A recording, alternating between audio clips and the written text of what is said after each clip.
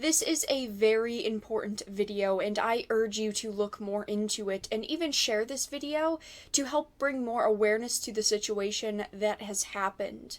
Companies need to be held responsible for people's privacy, and when they break that trust, they need to be held accountable, and there is no way around that. The Entertainment Software Association, or the ESA, has done some great things for games. I just want to put that out there now. They serve as the voice and the advocate for the video game industry. They are an organization that is fighting the legislations worldwide that are attempting to ban loot boxes, and they also defend games against politicians that try to spread their own narrative, saying that games are linked to real-world violence. In the past, they have done some good work on the behalf of the industry, and I do want to make that clear, but these are not mistakes that can happen and that can just be erased. The Entertainment Software Association has managed to accidentally dox over 2,000 attendees of E3. On the E3 website, there was an insecure spreadsheet that was made public with the names of every social media influencer, like YouTubers and Twitch streamers, as well as the names of every journalist that registered for E3. And we are not just talking about lists of names, maybe with email addresses. Oh, no. Their real names, their email addresses, their physical addresses, their phone numbers. 2,026 rows worth of information that has been left on the internet and left public for who knows how long. This could turn out to be a very dangerous situation for anyone that had their names on this list.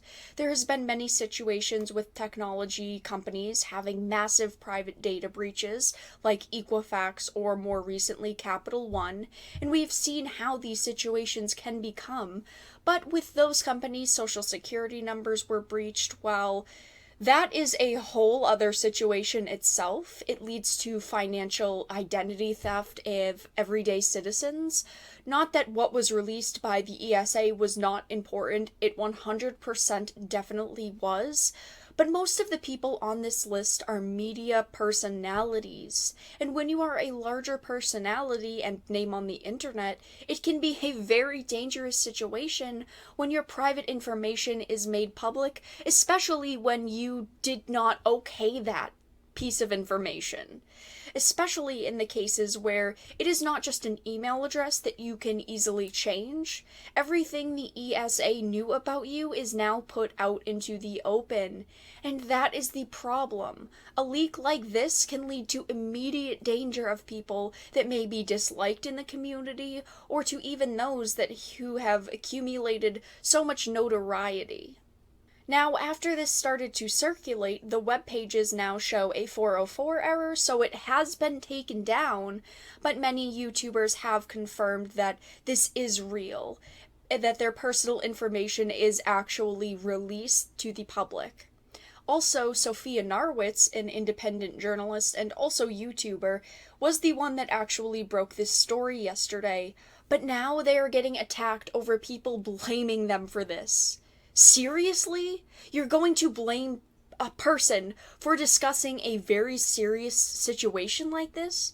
Why aren't you blaming, I don't know, the ESA and all of their employees that did not do their jobs, that are potentially putting over 2,000 people in an unsafe situation? That does not sound like they are putting the blame on the right person. Now, at this time, they have not actually made a public statement, but apparently the ESA reached out to content creators with this email that I am going to show. I could only find the instance of one YouTuber actually sharing this on their Twitter, so please keep that in mind as we read this. The ESA was made aware of a website vulnerability that led to the contact list of registered journalists attending E3 being made public. Once notified, we immediately took the steps to protect that data and shut down the site, which is no longer available. We regret this occurrence and have put measures in place to ensure that it will not occur again. Entertainment Software Association. Now, I am not sure if this is a real or fake email since only one person has been sharing this information and this supposed screenshot of the email, but I did want to make it public in case you all didn't see it. If this was actually real, first of all, why would they not make a public statement? I mean, if they are emailing everyone that got doxxed by them, then those people will most likely sue you. So all of the information is out in the open anyway. You might as well make a public statement and save face with people that attend your events, because this most likely will affect their attendance for the next E3s to come. But if this was real, that's it? We regret that this occurrence has happened? Do they realize that this information was online to the public for who knows how long? It is archived in many different places that with some Google searches you could find fairly easily. I'm not saying that you should do that. Respect these people and their private information, but this is spreading rapidly online, and I am pretty sure you do not have a way to just undo your damage your awful employees have done. Again, this is a very serious breach of trust on the part of the Entertainment Software Association, and at this point they have done very little to make it sound like they realize how serious this is.